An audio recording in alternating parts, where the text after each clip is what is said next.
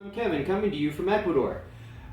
I would like to inform you all about the opinions I had formed, backed up with the information from our book, and reinforced from the information I obtained from the Harvard Health publications.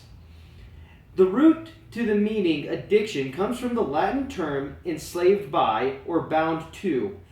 In order to help us understand how I came to my conclusions, I will read some of the information provided by the sources mentioned. As we know, addiction is a tenaciously hard thing to overcome. There is always a risk of relapse.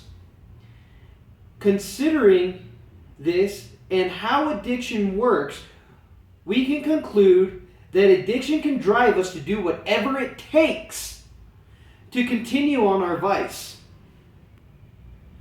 For some addictions, for some addicts, it is the constant battle to achieve the same or better high, but our bodies find ways that prevents us from feeling the same sentiments that we had before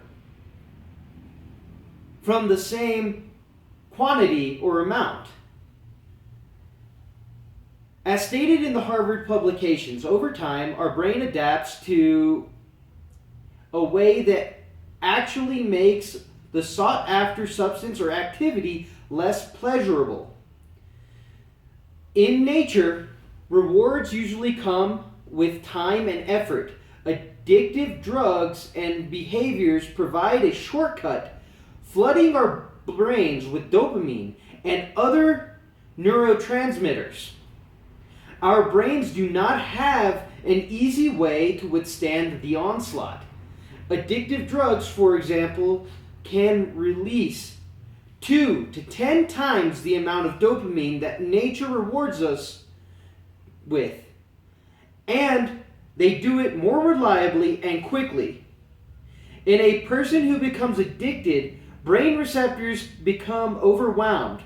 The brain responds by producing less dopamine and eliminating dopamine receptors. And adaptation similar to turning down the volume on a loudspeaker because it's too loud. As a result, these adaptations, dopamine has less impact on the brain's reward centers. People who develop an addiction typically find that in time, the desired substance no longer gives them as much pleasure as they had initially. They have to take more to obtain the same dopamine high. And because their brains have adapted to the effects known as tolerance, at this point, compulsion takes over. The pleasure center associated with the addictive drug or behavior subsides, and yet the memory and desire effect and the need to recreate or wanting the persists. It just stays on you. It's as though the normal machinations to motivate oneself no longer functions. But that's not the whole story. Our book states that addictive behaviors can be influenced by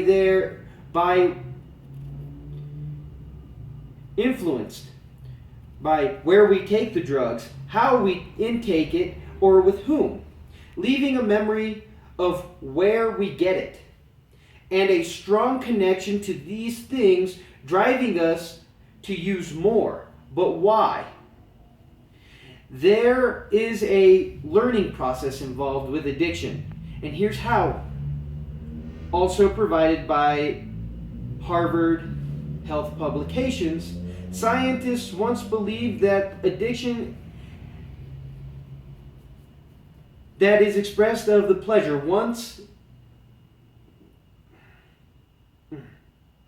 Science once believed that the expression of pleasure alone is enough to prompt people to continue seeking an addictive substance or actively. But more recently, research suggests that the situation is more complicated.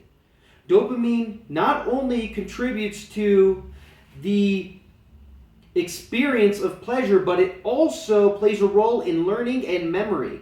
Two key elements in the translation from liking something to becoming addicted to it. According to current theories about addiction, dopamine interacts with another neurotransmitter, glutamine, to take over the brain's system of reward-related learning. This system has an important role in sustaining life because it links activities needed for human survival, such as eating, with pleasure and reward.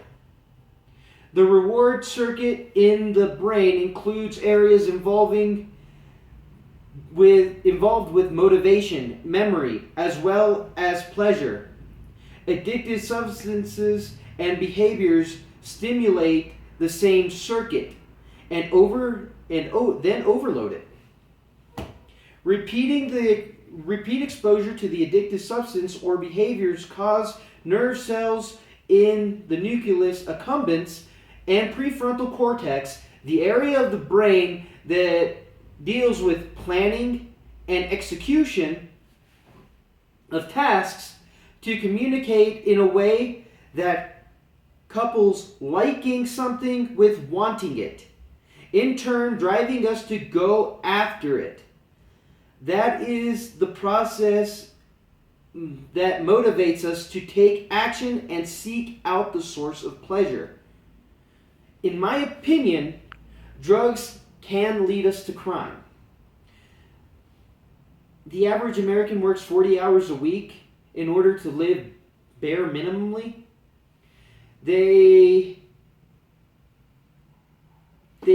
By that I mean food, phone, home, internet, electricity, water, and everything else they may need gets paid by those 40 hours.